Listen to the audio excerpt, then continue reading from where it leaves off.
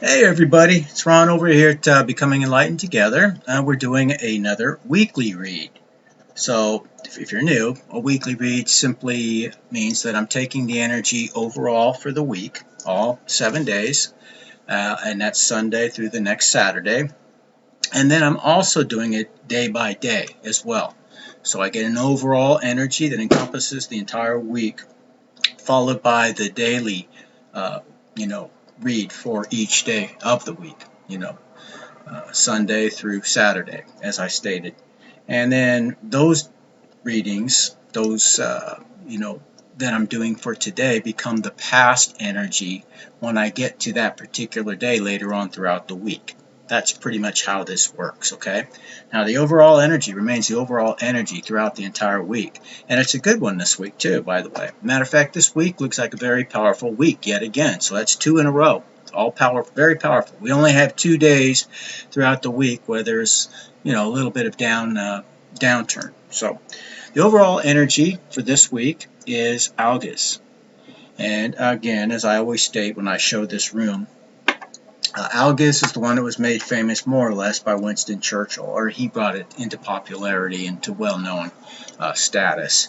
He would use the peace sign, so to speak, or what have you, but again, he was a highly initiated druid and all that, so he's very familiar with Celtic lore, belief systems, and also those of the Norse, where a lot of this information may have actually emanated from. But I believe that there's an even more ancient history behind all of this.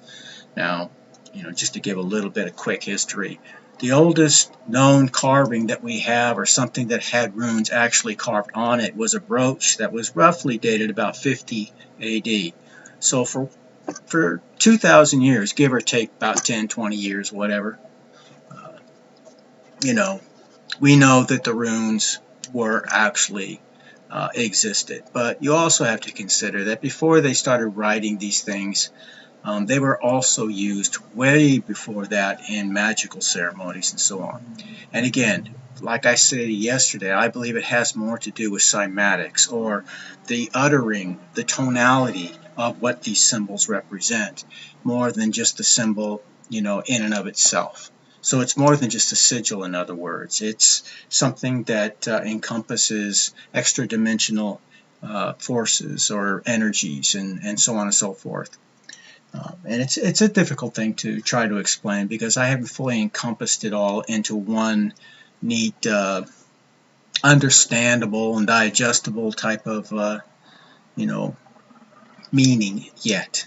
It's starting to come together for me, and I haven't read this in books, but I'm putting it together based on the things I've read in the books, my experiences in using them daily, as well as, of course, I have a heritage as well that goes back in terms of, some form of shamanism, and all throughout all of the Celtic known world, and that of the Greek, Roman, as well as the Germanic, you know, Spanish, Spain, just everywhere. Scotland, England, Ireland. So, my heritage encompasses all of those very, very ancient cultures. So, and there may even be some tie over with groups such as those of ancient Egypt. I'm starting to see. So, it goes back quite a ways, and I'm trying to find the similarities and things that may fit into this puzzle. And the way I always like in life is this way: that, say, like, you have those puzzles that have like 1,000 pieces in them, right? Well, you have the luxury of seeing what the overall picture will look once you've gotten the whole puzzle put together. But we don't have that luxury. We're allowing the pieces to unfold, and slowly a picture starts to emerge with time. So you have to start with the puzzle pieces that fit, and that's usually the border pieces, the easier to find pieces, the information that we have readily available to us, such as the information I get from historians, and those who do archaeology, and all of that kind of stuff, mythology, and I put it all together, and then I compass that with, again, the science, my experiences, all the other world belief systems and everything else, and you put it all together, and a picture starts to emerge. And that's kind of where I'm at. That's the way I conduct my business. I try to use scientific reasoning, though I'm not a scientist in the classical sense of the word. When I was a teacher in a trades college and everything else, I taught sciences and so on. We taught thermodynamics, electron theory in terms of electrical theory, all these types of things, which I always took to the next level. We built little prototypes of things and gadgets and everything else to actually see some of these things happen, how they really function, at the raw state. It was a lot more than just reading out of a textbook and doing some dry lab or whatever that somebody else had come up with. I always took it to the next level, if you will, based on other information that I've acquired in other genres and so on, Anyways, that's neither here nor here. I literally go brain dead. My mouth stops working. Everything stops functioning once I get on camera. I don't know why that is. I'm not at all worried about what people think about me. But it is what it is. So hopefully that human side of me comes out so that you can relate. Okay, because that's, I guess, in a sense, my charm. It could also be the thing that irritates the hell out of other people. I don't know. And hopefully you're, the latter and not the former in regards to that. Now, Algiz, before I got off on my little tangent, what it means in the upright, it talks about friendship, a person's soul, a sense of protection, a protective shield, so to say, a protective urge to shelter oneself and others, a form of defense, something that you use, in fact, even to ward off evil energy, negative energy, evil spirits, whatever you want to call it. So, in a sense, guardianship, okay? Connection with the gods, okay? It talks about awakening and a higher life. It talks about following one's intuition, and also holding on to success, either won or earned. Okay, I know they're kind of scattered in terms of, why this and then that. They don't even seem related.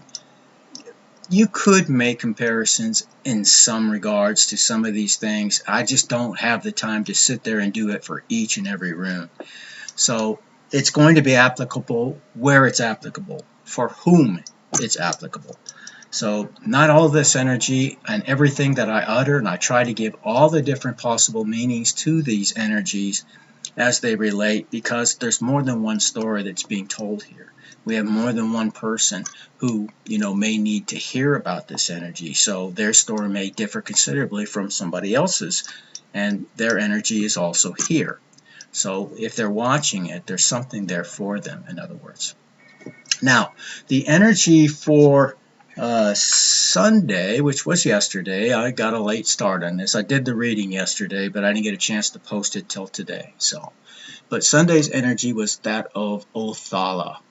Now, Othala is another powerful rune. In fact, all of these runes are very, very powerful for this week. Now, Othala talks about home, house, dwelling, property, ancestral heritage, contact with the ancestors, so to speak, group order, things which are important to an individual or a group, spiritual and physical journeys, or journeying, if you will, a source of safety while you aren't journeying. If you are, for example, somebody who likes to partake, in well, there's a lot of different terminologies for these things, but if you like to travel astrally, if you will, this is a means of protection while you're in that that state of being, okay, traveling astrally in the other planes of existence. So that is yesterday's energy. Today's energy is that of the goddess Freya, and it is the rune Fehu. Now, Fehu talks about typically anything in terms of materialistic abundance. So it would be like the Queen of Pentacles, maybe the queen and the king combined. You know, in terms of Norse mythology, the women were pretty badass, so they inhabited a lot of the masculine attributes as well as the feminine. But it talks about abundance, it talks about wealth, fulfillment, material gain, earned income. It talks about possessions that are won or earned. Basically, it talks about strength financially, either now or in the very near future. Talks about sign of hope and plenty, social success, energy, and also creation and fertility. So again, all the very positive materialistic characteristics, traits, attributes, things that you would want, things that you would desire, as well as need in this world are more or less covered under Freya's rune, Fehu. Okay.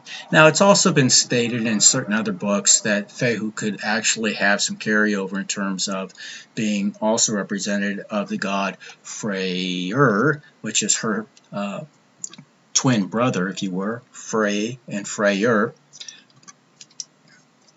or Freya and Freyr, brother and sister, so to speak. And could also be Frigg, the wife of mighty Odin.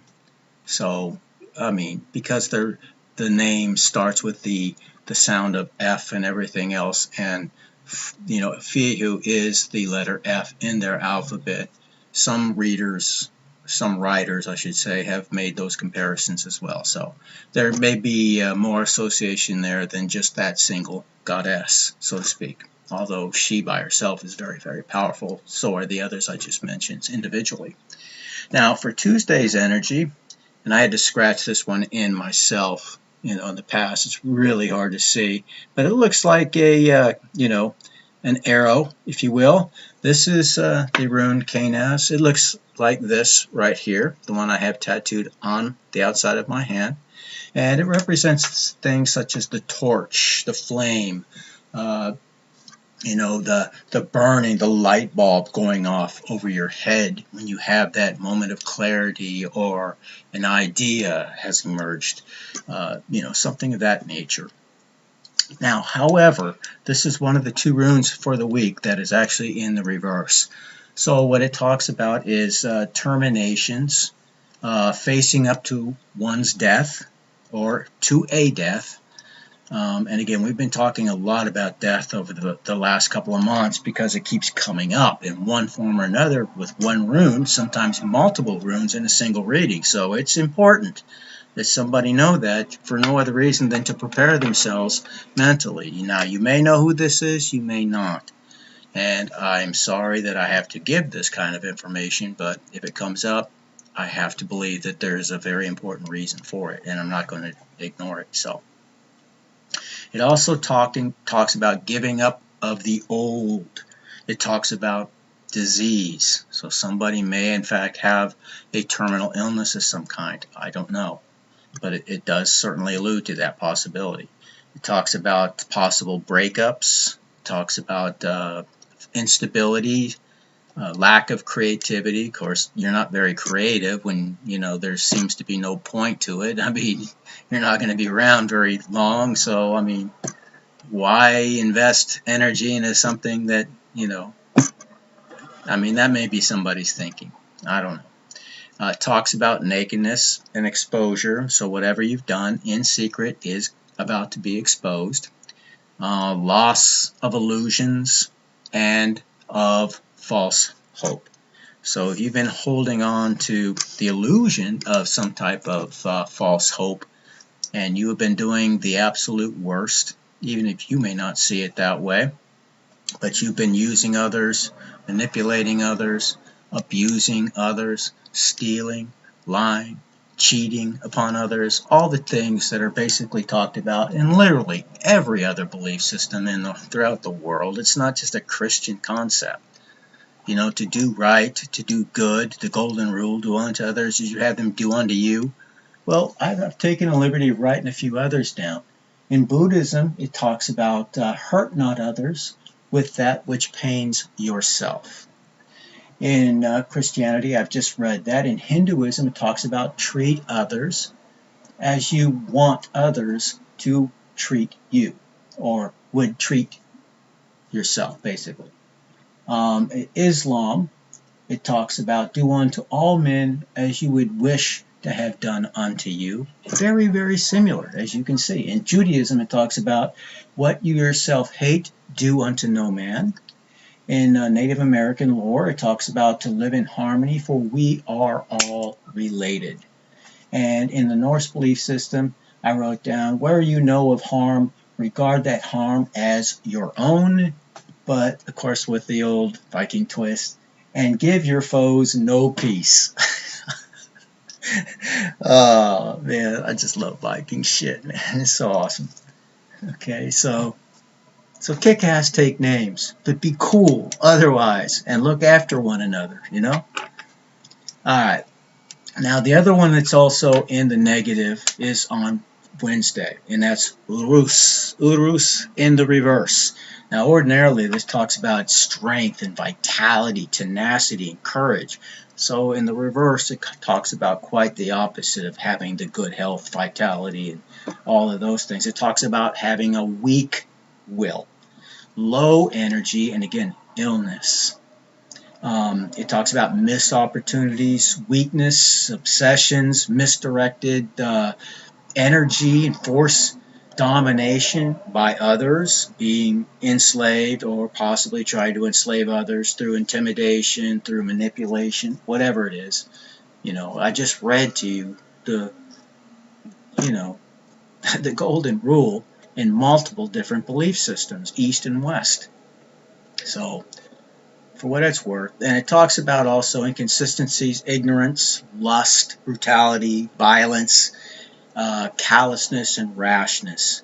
So very, very low vibrational energies on Tuesday and Wednesday. So those may be days where you, in fact, have some kind of a skirmish or some kind of a communication or close proximity to the people that we have been talking about for quite some time, the karmics in our lives, for example. Whether you know them to be that way or not, your experience with them will help you to understand where they are in terms of their energetic level, whether they're vibrating at a high point or a low point. Not their words. Words are used to lie and manipulate always. It's their deeds. Look at their deeds. Alright, now Thursday what we have is Manas. Manas again is in the upright air as all the remaining runes. Now Manas talks about humanity, the self, altruism. It talks about modesty and thought, attitudes towards others and their attitude towards you. It talks about enemies as well as friends, so yin and yang, if you will. Social order. Talks about intelligence, forethought, abilities, creativity, the divine structure, which, depending on whether you follow a specific dogmatic belief system, faith, or if you're open up to the grand scheme of how things work, and, also take into consideration the various beliefs in terms of, the world's religions, so to speak, including indigenous populations, third world countries, so to speak. Their heritage, in some cases, far, far older than any of the dogmatic belief systems that still exist, even the most ancient, which is Hinduism. In terms of scholastically, they will always say that, Hinduism is the oldest still practiced religion. Although Zoroastrianism in Iran or from Iran is the oldest monotheistic belief system. And there's a whole lot of history behind all of that as well. We see that there are far, far more ancient beliefs, in terms of getting away from what academia claims is our historical timeline. It doesn't add up to the things that they have found. It doesn't. places like Göbekli Tepe and so many other places worldwide where the cultures were already very well advanced, 10,000 or more years ago. So we weren't in caves, we weren't etching, stick figure portraits and, in the caves, although, there may be a reason to explain why some of that has occurred. There have been many resets in history, not just a single one. It wasn't just one great flood. If you look at the belief systems of ancient cultures, whether it's from the indigenous populations of Australia, the Aborigines, to those of Central and South America and Mexico, you're going to find that there have been, and also the indigenous populations here in the Americas, very, very ancient belief systems of many different resets that have occurred. Okay, so, but they all do agree that there was indeed, most recent reset, I believe, was the flood that the Bible itself speaks about, and all the other monotheistic religions speak about very candidly. Okay, now again, that's neither here nor there. So that is Manus for Thursday. For Friday's energy, we have Thor's mighty rune, Thursaz. And again, for the second time in weeks, it's also in the upright. Remember, now we've been getting it in some cases, we might get it even twice in a single reading, and it's always been in the reverse, speaking specifically of the plight of those, since we're coming to an end of the cycle for the karmics as well as the collective, what that means for them. But what it means for us in the upright is a great deal of power, as it is one of the most powerful runes in the runic alphabet. Okay, standing for the protector of the 9 worlds, mighty Thor, we have the word giant is what it refers to. He was basically a defender against the Jotnar, or whatever, the giants, and there are many different levels of giant, many different tribes of giants, if you will. Some more evil than others, some very, very ignorant, others extremely intelligent. Okay, you have some that were actually made from pure fire, and ice giants as well, depending on which world, which domain we're referring to. But Thor protected the other realms from these beings, even though he himself was half giant. Okay, so it talks about thorn, as in the protection of the beautiful flower that grows in a rose plant. Right? You have the thorns that guard the stem all the way up to the plant itself. You have a directed force to destruction and defense. Thor gets shit done. He asks questions later, kind of a thing. Okay, the instinctual will, counsel, luck. Talks about the reactive force, because he responds, and like I said, he takes action and then deals with the repercussions after the fact in many cases. So regeneration and regenerative force is also part of it.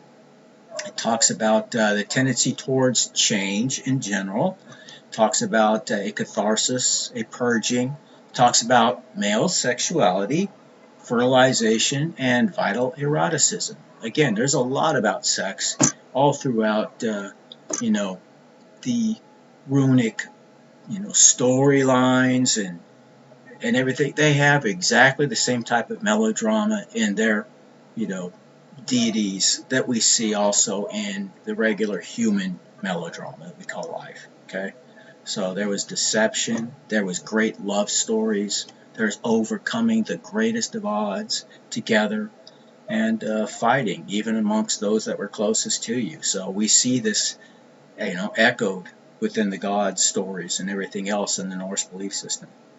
The Thursaz is a very powerful rune. Okay, and it can be used to supplement or empower the other runes in a bind rune, for example, and it can be used for protection spells and things like that, such as Algiz as well. Now, for Saturday, what we end up with is Ewas. Ewas is the letter E in their alphabet, even though it looks like an N, M in modern English. Now, it too is in the upright, and it talks about horse, horses, wheel, It talks about transportation, vehicle, carriage, cart, movement, but it also talks about the harmony between the horse and the rider, or the rider and steering the vehicle, cart, carriage, whatever the case may be. When they work together, teamwork in other words, then things go smoothly. When they're working in opposition to one another, then all hell breaks loose, kind of a thing. So it's more or less reminding us to work together as a team. So loyalty is part of this, harmony is part of this, trust is part of this. An ideal relationship, marriage, or partnership is also part of the meaning. And it also is a confirmation beyond doubt of the other runes around it. So very, very positive energy throughout this week. And even on Tuesday and Wednesday, when we take a slight downturn and everything else, it's reminding us that, of course, there are the other side to that story, and they too are going through changes, and their changes deal with a lot of, well, let's just say negative aspects in terms of losing their energy, losing their resources, losing not only their health, but also in some cases here, their life. So pray for them, collective. Okay, we've all been at different places in our journey. We had to grow too. So sometimes it takes people many lives to get all this right. Other people, maybe they've already had many lives, and we're all at different places on this journey. So I know it's not easy, especially when you are the object of their scorn, their plans, plots, and schemes, and everything else. I'm there. I've been there many, many times in my life, from earliest point that I can remember to even present day. So you have my sympathy. I know how hard it is, but try, if you can, to say just a gentle prayer, for them and for their healing, and that they don't suffer any more than has to be the case. But don't remove that suffering from them, because then you enable them, you remove the one thing that could actually get them to reconsider and even heal, the many bad decisions that they have previously made. Sometimes pain is a vital and necessary, force to get us to actually grow. I mean, it would be likened to the Tower card, if you will, in tarot, where if you don't change on your own, sometimes, spirits, source, God, your ancestors, your higher self, whatever it is you believe in, has your world come crashing down on you to get you, force you to move forward. So you're going to learn one way or the other. Remember, some of these runes actually also talk about how to go with the flow, how to ride the wave, not fighting against it, but actually learning to embrace it.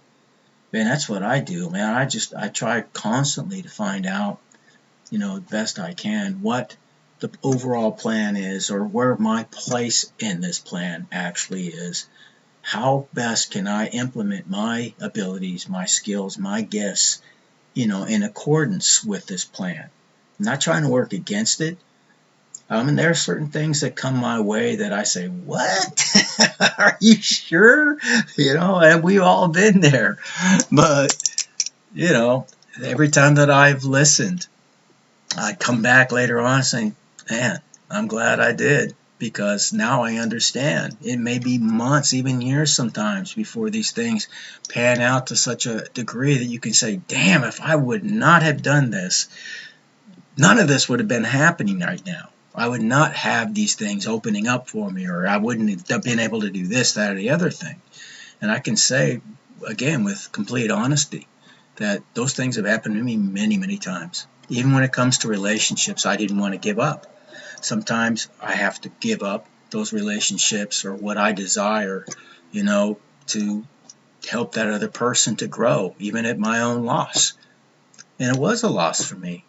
But it's for the greater good of things, for their greater good as well as my own. It wouldn't have been good for me. You know what they say in spirituality, right?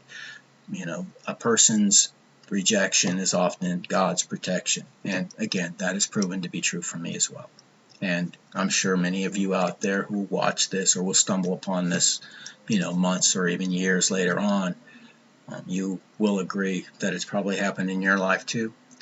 So I'm going to leave it there, you guys. I know I've rambled on as I do, and I hope that's why you're here. You've learned to embrace my quirkiness.